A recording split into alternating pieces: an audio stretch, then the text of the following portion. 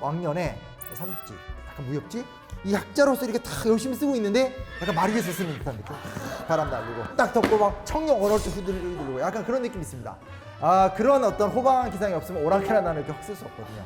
김기엽 선생님이 쓰신 오랑캐의 역사. 근데 부제도 재밌어요. 만리장성 밖에서 보는 중국사.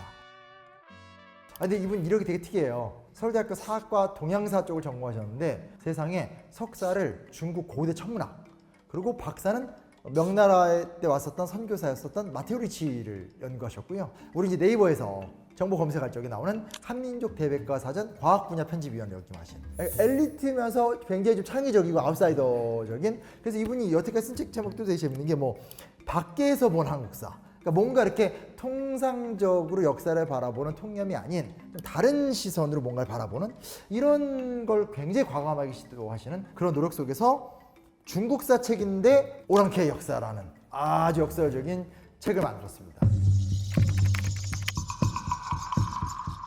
책의 챕터를 보면 얼추 이 책이 이제 어떤 방식으로 나가는지를 우리가 좀 이해할 수 있습니다. 이 책에서 저는 되게 인상적인 게 중국의 대표적인 황제 국가인 당나라를 동북방 혼합형 오랑캐 시대다. 이 당나라 때는 이 농경 세계와 유목 세계가 갈등과 상호 의존이 함께 이루어졌었던 독특한 시대였다라는 아주 과감한 해석을 또 펼칩니다. 그래서 전통적으로 중국의 제국의 발전사에 대한 다른 시선을 싹 만들어 가고요. 이분이 굉장히 집중해서 이야기를 하는 것 중에 하나가 몽골이에요.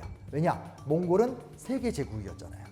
몽골을 통해서 중국 대륙의 문화가 이슬람으로, 이슬람의 문화가 중국으로, 당시 구대륙의 양대 문명권의 어떤 통합까지는 아니지만 소통이 이루어지는 과정들에 대해서도 굉장히 흥미롭게 분석을 하면서 중국사를 놓치진 않고 있는 거죠. 마지막에 가면 저 살면서 이런 얘기 처음 들어봤어요. 바다 오랑캐. 보통 오랑캐는 말 타고 오잖아요. 근데 배 타고 오는 오랑캐가 있는 거죠. 근데 이것도 참 보면서 맨 처음에 뭐야? 그러다가 나름 일리가 있는 거예요. 왜냐? 중국에서는 주로 홍이라는 말을 썼었고 일본에서는 남만이라는 말을 썼었는데 이게 무슨 얘기냐? 홍이 얼굴이 붉은 오랑캐란 뜻이에요. 백인들이니까 좀 불기스름하잖아요, 그죠? 남만은 뭐냐? 남쪽에서 올라온 오랑캐란 뜻이에요. 그러니까 바다 오랑캐라는 말이 말로는 낯선데 사실은 그때도 썼던 말을 오늘날 표현으로 이렇게 바꿔 푸는 거죠. 그래서 이 대항해 시대와 일본이 나중에 제국주의 국가가 되잖아요. 이런 것들이 어우러지면서 나는 중국사를 중심으로 공부하지만 세계사가 어떤 역동성을 가지면서 중국이 변화 발전해 왔는가를 함께 볼 수 있는 책입니다. 자, 그러면 이제 일단 기본적으로 흥미가 당기죠. 근데 이제 안에 들어가서 하나하나 이분의 독특한 필력과 어떤 좀 디테일한 이야기들 좀 살펴보도록 하죠. 일단 이 책에서 주목하고 있는 건 오자서라는 사람 이야기를 아주 디테일하게 풀어가요. 보통 우리는 춘추전국시대 진시황으로 얘기해요. 근데 이분은 전국시대 한무제로 가요.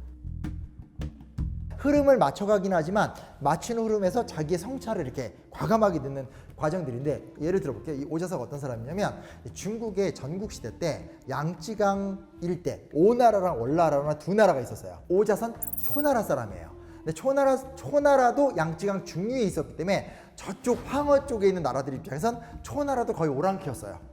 초나라에서 자기 아버지랑 형이 너무나 비극적으로 죽은 다음에 내가 어떻게 해서라도 초나라를 부셔버리겠어. 방법은 뭐지? 우리보다 더 선진문물인 북방 황허에 있는 국가들은 나를 안 부를 것 같아. 그래서 이 사람이 목숨 걸고 찾아간 게 오나라인 거예요.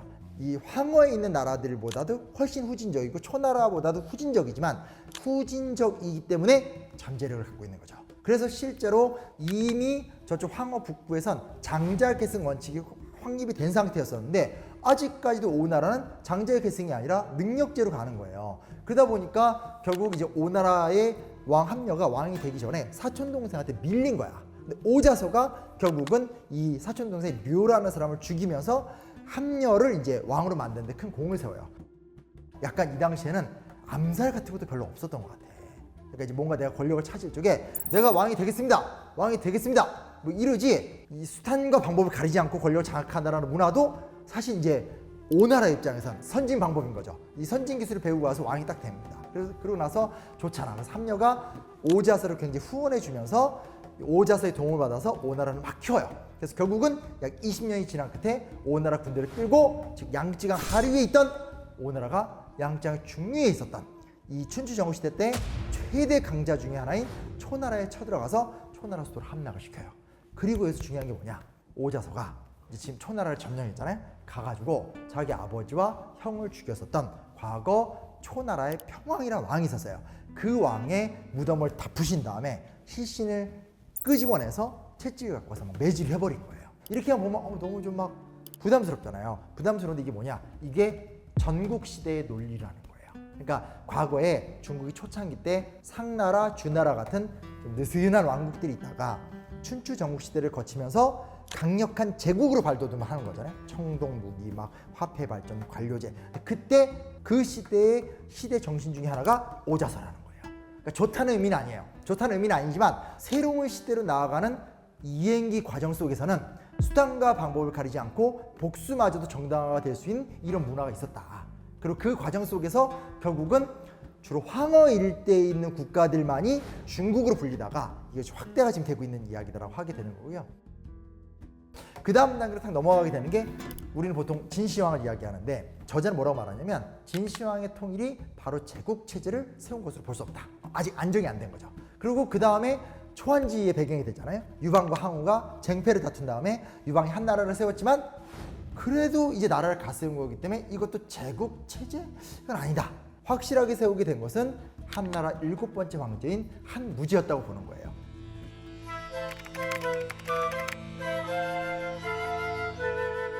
한무제 때가 되면 북방이 흉노와 싸워서 흉노를 무너뜨리죠. 또 한편에서 뭐죠? 동방으로 와서 중개무역을 장악하고 있었던 유만조선, 고조선을 무너뜨리면서 동북방의 오랑캐 세력을 평정을 하게 되는 거예요. 갑자기 동방의 오랑캐라 기분 나쁘네. 그리고 남방으로 내려가서 우리가 이제 아직까지도 생존해 있는 나라가 우리나라랑 베트남이잖아요. 좀 비슷해요. 그래서 이때도 보면 완전한 베트남이라고 할 수는 없겠지만 남월이라고 그래서 그 조타라는 사람이 광둥성 일대에 있었던 정권이 하나 있었어요. 진나라가 망하니까 이제 나라를 세우게 되는데 이 남월도 정복을 해요. 전국 시대를 통해서 중국이라는 대륙이 나름대로 하나의 덩어리가 된 상태에서 한무제가 거기서 통일하는 걸로 끝나는 것이 아니라 그들이 우리는 중하고 너네 고조선, 남쪽에 남월, 그리고 북쪽에 뭐 흉노, 니네는 오랑캐야 라고 하면서 그걸 다 정보를 하면서 소위 말하는 대일통의 시대, 중화 제국의 시대가 이때 딱 등장을 했다라는 거죠. 중국 역사의 발전사의 포인트를 다르게 접근하는 것도 있고 또 하나가 뭐냐, 애초에 중국사 발전사라는 건 이렇게 누가 오랑캐야, 어디까지가 오랑캐야, 이 정체성의 싸움의 연속성이다, 이런 해석을 내리고 있는 거죠.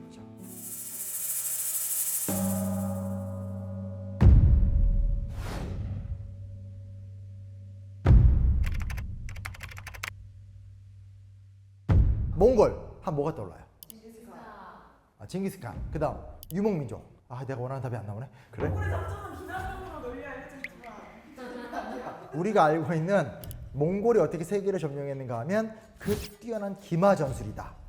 말 타면서 화살 쏘고 이런 이야기 많이 하게 되는데 이 저자는 또 다른 곳에 집중을 해요. 기마병이 잘 싸우긴 잘 싸우는데 중앙아시아를 호령하던 페르시아 계열이나 러시아 계열의 공국들, 이런 나라들은 이미 기마병 자체에 익숙했다라는 거예요. 여기서 이 저자가 주목한 부분이 뭐냐면 이 몽골은 또 다른 오랑캐죠. 이 여진족이 세운 금나라를 정복하면서 이 금나라의 이 투석기 기술, 우리 반지의 장관 때 많이 나오잖아요. 이렇게 돌을 확 던져서 이게 성벽을 부시는 기술. 그리고 중국은 성을 만드는 것도 유명하지만 성을 어떻게 공략하냐, 성을 어떻게 방어하냐, 이 공성술이 굉장히 발달한 나라라는 거예요. 금나라와 중국에서 이 공성술과 투척기 같은 기술 같은 것들을 배워와서 이걸 가지고 가서 저쪽 유럽과 중앙아시아 세력들을 다 무너뜨렸다는 거예요. 여러 단점과 한계가 있지만 결국 이 몽골이라는 세계 제국이라는 것은 이 중국 문명과 이슬람 문명 사이의 어떤 교집합과 같은 역할들을 원했든 원하지 않았든 역사적으로 수행을 했다. 그런 포인트를 두고 본다라면 이해가 잘 될 것이다. 그리고 또 하나 재밌는 게 뭐냐면 칭기즈칸의 조직관리라는 게 되게 유명하거든요. 이 몽골을 비롯한 여러 유목세기를 어떻게 한 나라 통합했는가에 대해서 많은 사람들이 연구를 했었어요. 핵심 칭의대는 한 10,000여 명 두게 되는데 그 칭의대는 대부분 다 이 유목민족 세계에서 상급 지휘관의 자제, 귀족의 자제, 이런 애들로 이렇게 모아놓게 되는 거예요. 말 그대로 땅을 중심으로 지역을 계산하거나 아니면 관료를 파견하거나 과거 시험을 뽑거나 이런 건 없어요. 하지만 어떤 아주 그 사람을 몇 명 단위로서 전투력 기준으로 해가지고 이렇게 조직화하는 것 자체는 굉장히 유목세기 아이디어인 거죠. 근데 문제는 뭐냐? 그것만으로 다 안 되는 거예요. 왜 다 안 되냐? 그렇게 해서 금나라도 무너뜨리고 중앙아시아도 점령했지만 특히 중국 같은 나라를 어떻게 상대할 거냐는 거예요. 왜냐? 여기는 완전히 농경사회예요. 그리고 사실은 몽골보다도 더 많은 문화가 발전된 사회인 거죠. 그래서 이 과정 속에서 이 사실은 칭기즈칸이나 몽골의 지배자들이 혼란을 겪고 있을 때 등장했었던 인물이 누구냐? 그가 바로 야율초제라는 인물이에요. 야율초제 같은 경우는 이 사람이 금나라 출신의 관리이고 원래 족속으로는 여진족 계열이라는 얘기를 제가 들었었는데 실제로 이 야율초제가 몽골 황실에 들어가서 그렇게 국가 운영하는 거 아니다. 농민들한테는 조세 제도를 통해서 이렇게 세금을 걷는 거고 이 백성을 다스릴 때는 관리를 파견해서 관리해야 되고 이런 아이디어를 다 가르쳐 주면서 유목 세계의 조직론과 농경 세계의 문명론을 절충시킨 역할을 하게 된 거죠. 근데 이제 적어도 눈앞에서 일어나는 몽골의 침탈 자체를 막았다. 이거는 좀 어려운 얘기겠지만 중화 문명의 작동 방식 자체는 야율초제가 이해를 했기 때문에 결국 이 동아시아 농경 체제의 파국을 막았다. 이런 말은 또 틀린 말은 아닌 것 같다라는 생각을 해보게 됩니다.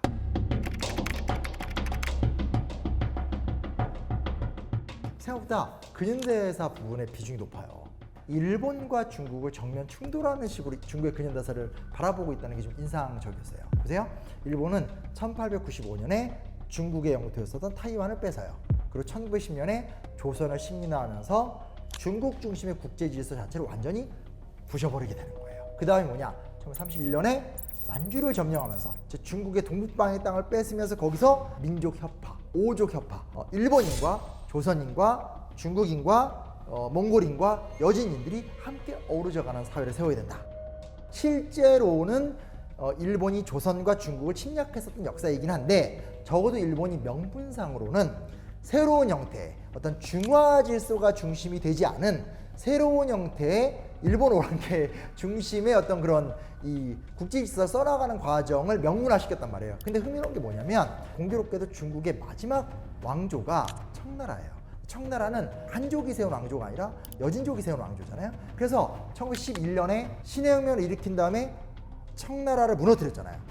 그러고 나서 사실은 순원 같은 신해혁명을 일으켰던 사람들은 한족 민족주의자들이에요. 그래서 이제 굉장히 그 소수민족들을 무시를 한다라든지 소수민족들을 좀 배척하는 경향이 있었었는데 당시 이펀파였었던 량치차오나 이런 사람들이 순원한테 중국의 역사를 보면 어디까지가 순수한 한족의 역사이냐 이거 구분 불가능하다. 더군다나 중국이라고 불리우는 영토 안에 장족이라든지 아니면 회족이라든지 몽골족이라든지 만주족이라든지 되게 다양한 이민족들이 있다. 그럼 이 사람들은 중국이 안 포괄할 거냐? 라고 하면서 중국의 이펀파가 당시 혁명을 성공시켰던 중국의 민족주의 공화파들한테 그걸 엄청 비판을 해요. 그래서 그때 나왔던 개념이 뭐냐? 오족 공화라고 그래서 한족 중심의 민족주의 국가이긴 하지만 소수 민족도 품는다. 라는 어떤 그런 아젠다를 내세운 거예요. 그리고 이 저자가 또 하나 희한하게 주목한 게 뭐냐면 1934년에 나중에 실질적인 중국의 현대사의 길을 열게 된 마오쩌둥이 순원의 후계자였던 장제스한테 밀려서 대장정을 하잖아요. 근데 그 대장정을 했던 그 루트가 중국의 변방, 다 중국의 이민족들이 살아가는 그 지역들을 거치면서 이 서북방이 이쪽도 중국이구나를 몸으로 깨닫게 된다는 거죠. 그런데 현재 중국은 어떤가? 어떤 중국 내에 존재하는 다양성, 오랑캐를 다 품어가는 다원주의 사회로 기능하는가? 아니면 또 다른 한무제처럼 대국 굴기를 하는 나라인가? 이 앞에서 우리는 고민해봐야 되지 않을까? 이 책을 보면서 이런 문제의식, 저런 문제의식, 다양한 문제의식들을 접해볼 수 있고 워낙 이 해박한 저자의 힘에 의해서 세계에서 함께 횡단하면서 보면서 다양한 생각을 해볼 수 있고 그 최종적 결론에서 우리가 도달할 수 있는 방법은 뭐냐면 그래서 최종적으로 지금 우리는 중국을 어떻게 바라보고 있지? 그리고 이 시대를 어떻게 해석해야지 우리가 살아남을 수 있지? 이 부분에 대해서 굉장히 다양한 인사이트를 줄 수 있는 책이라고 볼 수 있습니다. 꼭 읽어보셔야 돼요. 좋은 책이에요.